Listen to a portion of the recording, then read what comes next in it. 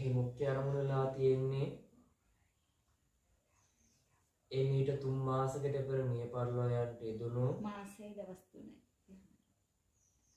ඒ මාසයකට පෙර මිය පරලෝ යන්ට යෙදුණු ශ්‍රීමති ජයන්ති පෙරේරා මහත්මියට පින් පැමිණීමට තමයි මේ පින්කම් පවත්වන්නට යෙදෙන්නේ. ඉතින් එතුමිය ජීවත්ව සිටින කාලයේදී ඒ සුජීවත්ව වාසය කරන කාලයේදී මේ වැඩිහිටි නිරෝගා වැඩිහිටි නිවාසය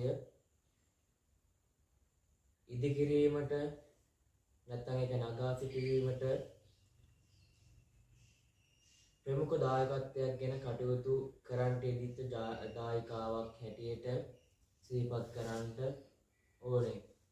විශේෂයෙන්ම ඒ බුද්ධ මන්දිරය, ඒ වගේම දානශාලා ගොඩනැගිලි ආදී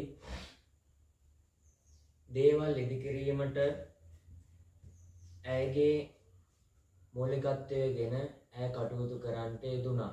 ඉතින් ඒකට කෘතගුණ සැලකීමක් හැටියට මිනිරෝගා වැඩිහිටි නිවාසයේ ඒ පිරිස් එකතු වෙලා ඇයට පරලෝක වශයෙන් පින් පැමිණීමට මේ පින්කම් පවත්වන්නට යෙදෙන්නේ.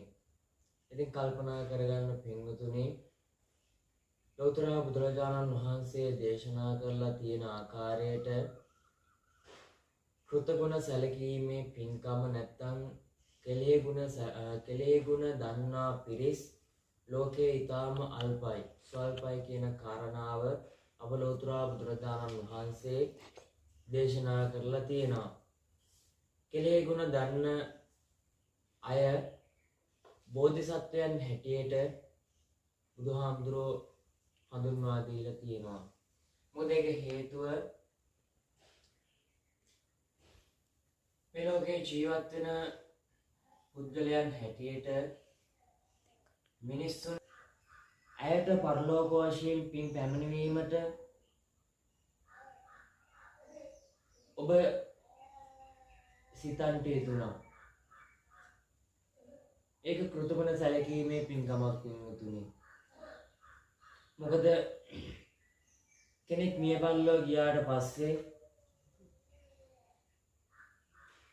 ඔහුත් එක්ක ඈත් එක්ක තිබිච්ච සම්බන්ධතා සියල්ලක්ම එතනින් නිමා වෙනවා, අවසන් වෙනවා. එතනින් එහාට අපි ඔවුන් සමග